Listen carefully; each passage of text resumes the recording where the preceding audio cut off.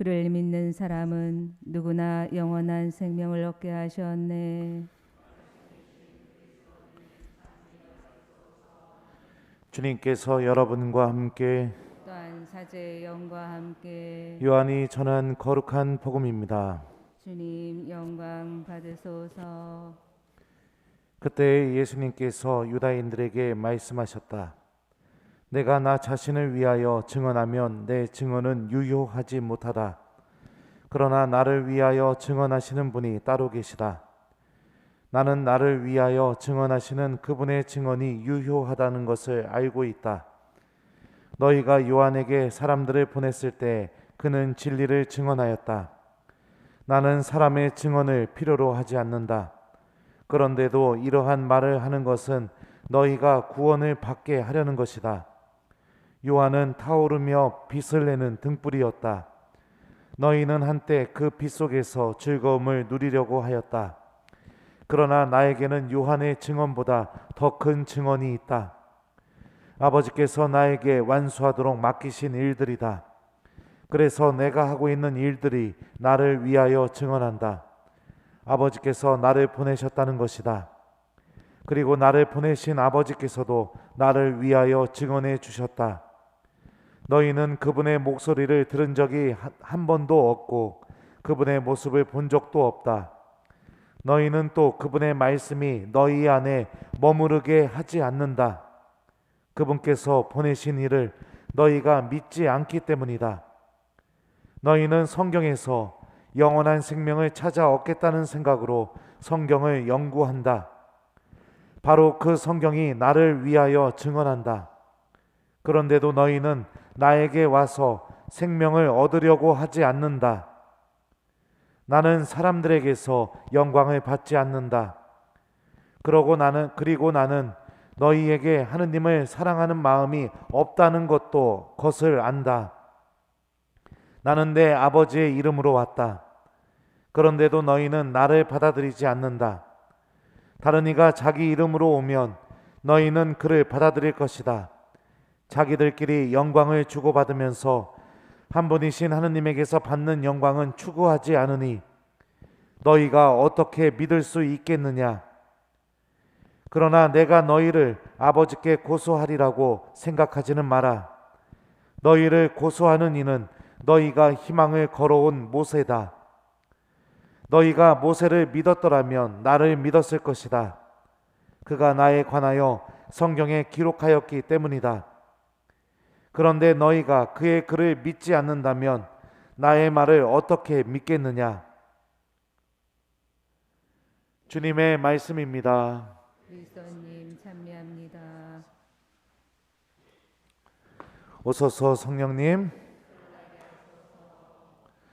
그런데도 이러한 말을 하는 것은 너희가 구원을 받게 하려는 것이다. 안녕하세요. 잘 지냈어요? 저는 하루 중에 언제가 가장 기다려질까요? 신부님은? 미사 시간이 하루 중에 가장 기다려지는 시간입니다. 왜요? 교우들 보고 싶어서.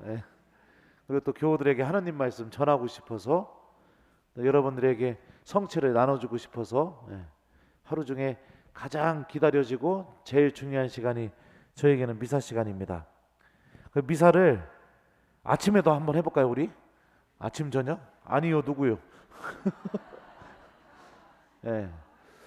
그래요, 알겠습니다. 자, 예수님의 마음 안에는 어떤 것이 들어있었을까요?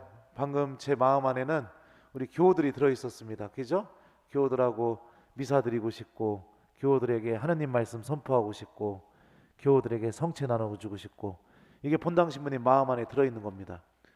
예수님 마음 안에 들어있는 건 무엇일까요? 아주 명확하고 아주 분명합니다. 오늘 복음을 보면 예수님께서 이렇게 말씀하십니다. 그런데도 이러한 말을 하는 것은 너희가 구원을 받게 하려는 것이다. 그러니까 예수님의 마음 안에 꽉 차 있었던 것은 무엇이냐? 나를 구원시키려는 마음. 이게 예수님 마음 안에 꽉 차 있었던 겁니다. 이 구원의 대상이 누구까지 해당되는가? 오늘 복음을 보면 예수님을 믿지 않는 유다인들, 예수님을 반대하고 있는 유다인들, 복음 전체를 바라보면요, 십자가에 못 박으라고 소리 질렀던 그 모든 사람들까지도 예수님의 마음에서는요 다 구원시키려는 그런 마음이 예수님 마음 안에 가득 차 있었다라는 것을 오늘 복음을 통해 우리가 생각해 볼 수 있습니다. 예수님에게 누구 하나를 버리거나 포기하거나 쟤는 원래 저런 애인이 구원이 되던 말던 상관없이 누구 하나를 그렇게 다룬다는 것은 불가능합니다. 이미 마태오복음에서 예수님께서 이런 말씀을 하셨습니다. 너희는 어떻게 생각하느냐? 어떤 사람에게 양 100마리가 있는데 그 가운데 한 마리가 길을 잃으면 99마리를 산에 남겨둔 채 길 잃은 양을 찾아 나서지 않느냐? 그러니 구원받지 못하는 상태에 놓여 있는 한 사람까지도 살리려는 게 예수님의 마음입니다. 이런 예수님의 마음을 우리가 어떻게 하면 알아들을 수 있고 또 어떻게 하면 우리가 예수님께서 마련하신 이 구원으로 걸어나갈 수 있는가? 너희는 그분의 말씀이 너희 안에 머무르게 하지 않는다. 그분께서 보내신 이를 너희가 믿지 않기 때문이다. 여러분들 이 말씀의 논리를 잘 기억하십시오. 말씀이 너희 안에 머무르지 않는다. 왜냐하면 그분께서 보내신 이를 너희가 믿지 않기 때문이다.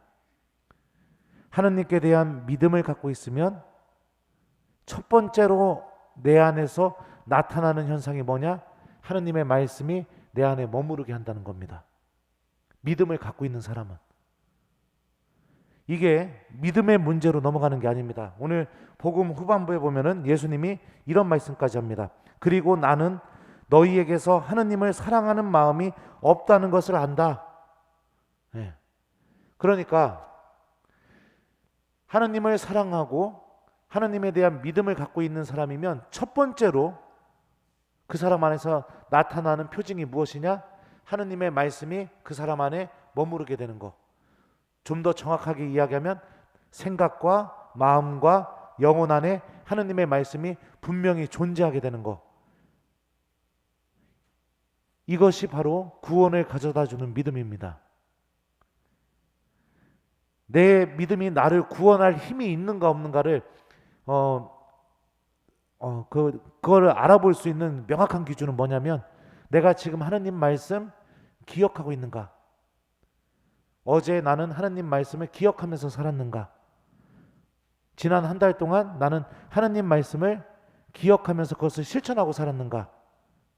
아니면 하느님 말씀이 단 한 번도 생각이 안 나면서 살았는가? 이거를 바라보면 됩니다. 무섭죠? 근데 제 얘기가 아니에요. 오늘 복음에 들어있는 논리를 이야기하는 겁니다. 그러니 우리가 하느님 말씀을 기억하는 것은 매우 중요한 일입니다. 신앙인으로서 믿음을 갖고 있는 사람으로서 첫 번째로 해야 될 일이 하느님 말씀을 기억하는 겁니다. 그래서 제가 전본당에서 어떻게 했었냐면 우리 교우들 다 구원시키고 싶어가지고 미사 끝나고 문 다 잠궈놓고 딱 한 군데만 열어놓고요. 나오는 신자들 전부 다 복음 말씀 물어봤습니다. 그것도 불안해가지고 어떻게 했냐면 또 집으로 전화해가지고 저녁 미사면은 점심 때 전화해가지고 자매님 나 궁금한 게 있어서 전화했다고. 뭔데요 신부님? 오늘 복음 말씀 뭡니까? 이렇게 물어보고 그랬습니다. 대답 안 하고 도망가는 신자가 있으면 막 달려가가지고 그 사람 차에도 탔습니다. 내가 복음 말씀 얘기하고 가시라고. 우리도 해볼까요? 아니요라뇨. 오늘 복음이 이런데 아니요라뇨. 예? 아니요 누굽니까? 이거 하느님을 사랑하는 마음이 없다는 겁니다. 이거 기대하십시오. 신부님이 여러분들 다 구원시켜 드리겠습니다. 하느님의 말씀을 기억하는 것이 왜 중요한 것인가? 오늘 일독서가 우리에게 알려줍니다. 금송아지를 만들었습니다. 하느님께 대한 믿음을 완전히 등져버리는 큰 죄를 저질렀어요. 하느님한테 직접적으로 가장 큰 죄를 저지른 거죠. 우상 숭배. 하느님께서 분노하시는 상황 속에서 모세는 다음과 같이 말합니다.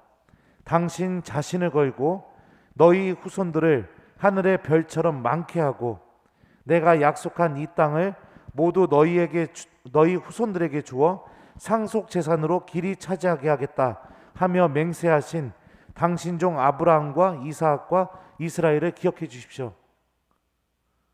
내가 약속한 이 땅을 너희 후손에게 주어 상속 재산으로 길이 차지하게 하겠다. 너희 후손들을 하늘의 별처럼 많게 해주겠다. 누구에게 하셨던 말씀이죠? 아브라함에게 하셨던 말씀입니다. 모세는 아브라함에게 하셨던 말씀을 그대로 하나님께 붙잡고선 재앙을 거두어 달라고, 하나님 그 타오르는 분노에서 우리가 피하게 해달라고 하나님께 청을 합니다. 그리고 하나님 말씀을 기억하고 하나님 말씀을 붙잡고 그 말씀으로 기도하게 되자 어떤 일이 벌어지느냐? 그러자 주님께서는 당신 백성에게 내리겠다고 하신 재앙을 거두셨다 라고 오늘 일독서가 분명히 알려줍니다. 하나님 말씀을 기억하면서 살아가는 삶은 하나님께서 분노하시는 상황 속에서도 나를 반드시 구원으로 인도해 줄 힘을 갖고 있다는 것을 일독서가 알려주는 거죠. 아무리 잘못됐어도 내가 그 잘못된 순간에 하나님 말씀을 붙잡으면 그 붙잡은 말씀이 나의 삶을 하나님께로 다시 돌려놓을 수 있는 힘을 갖고 있다는 게 오늘 일독서가 우리에게 알려주는 논리입니다. 그러니 교우 여러분들, 하나님을 믿고 있는 사람이라고 생각이 든다면, 여러분들 스스로가 하나님의 자녀라고 생각이 드신다면 하나님 말씀을 기억하십시오.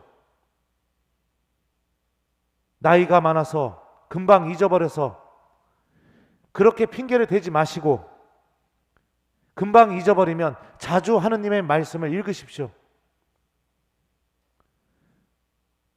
내가 하나님을 믿고 있는 사람이라면 우리는 이거를 첫 번째로 우리들 마음 안에 간직해야 될 신앙의 자세입니다. 이 호소는 제 생각에서 나온 호소도 아닙니다.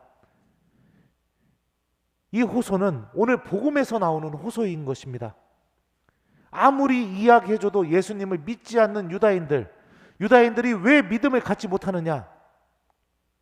하나님 말씀이 그들 마음 안에 머무를 자리가 없기 때문에 예수님에 대한 믿음이 없다고 오늘 말씀이 알려주고 있는 거죠. 오늘 복음의 이 호소를 진지하게 생각하시고 내가 하나님 말씀과 전혀 무관하게 살아왔던 나의 삶을 한 번만, 단 한 번만이라도 진지하게 고민해 보셨으면 좋겠습니다. 말씀이 생각나야 됩니다. 죄 짓고 싶을 때, 누구 험담하고 싶을 때 하나님 말씀이 생각나야 됩니다. 미사에 오기 싫을 때 하나님 말씀이 생각이 나야 됩니다. 기도하기 싫을 때 하나님 말씀이 생각이 나야 됩니다. 냉담하고 싶을 때 그때도 하나님 말씀이 생각이 나야 됩니다. 그래서 그 말씀이 계속 내 마음을 찌르고 두드려서, 그래서 내가 그 말씀 때문에 하나님께로 다시 걸어나갈 수 있는 그런 신앙인이 되어야 됩니다. 이거는 내 의지로 되는 것이 아닙니다. 내가 하루하루 하나님 말씀에 믿음을 두는 습관이 내 안에서 만들어주는 열매인 것이고, 우리들의 믿음은 여러분들 기억하십시오. 하나님 말씀 안에서 태어났습니다. 바오로 사도가 로마서에서 분명히 말했죠. 그러므로 믿음은 들음에서 오고 들음은 그리스도의 말씀으로 이루어집니다. 믿음이 어디에서 태어났는지 명확하게 알려주고 있죠. 미사에만 왔다 가는 신앙생활이 아니라 미사 때 들은 말씀을 들고 왔다 갔다 하는 신앙생활이 되어야 됩니다. 그래야 하나님이 살아계시고 결정적인 순간마다 내 옷자락을 이렇게 붙잡고 계시는구나, 나 죄지러 가려고 하는데 여기 붙잡고 있구나, 하나님이 막 붙잡아서 못 가게 하는구나, 나와 함께 계시는구나. 이거를 우리가 신앙생활 안에서 체험해야겠죠.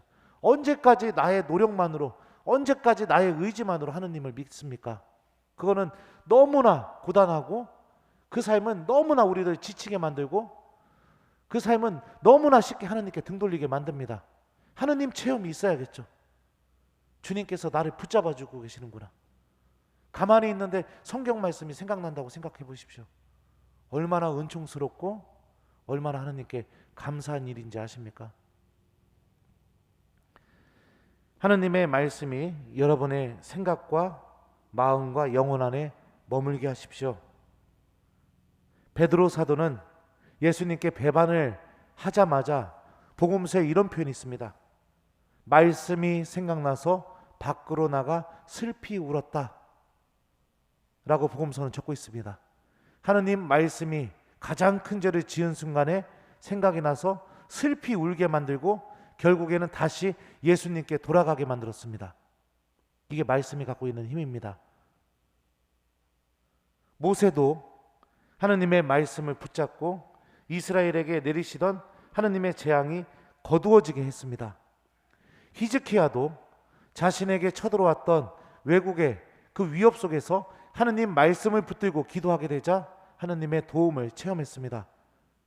성경에 나오는 모든 이 인물들은 하느님 말씀을 붙잡고 사는 사람들이었습니다. 이게 성경이 알려주고 있는 신앙인의 모습입니다. 심지어 성모님께서는 하느님의 말씀이 너무나 나에겐 감당이 안 되고 이해가 안 되는 상황에서 뭐라고 하시죠? 보십시오. 저는 주님의 종입니다. 지금 말씀하신 대로 저에게 이루어지길 바랍니다. 라고 말씀하시면서 하나님을 믿고 있는 사람들의 모습이 어떠해야 되는지 모범을 보여주고 계십니다. 그러니 나는 안 돼. 나는 나이가 많아서 나는 금방금방 잊어버려서 그렇게 자포자기 하지 마시고 자주 하느님의 말씀을 기억하십시오. 오늘 복음 말씀이 뭐였더라? 오늘 복음 말씀이 뭐였더라?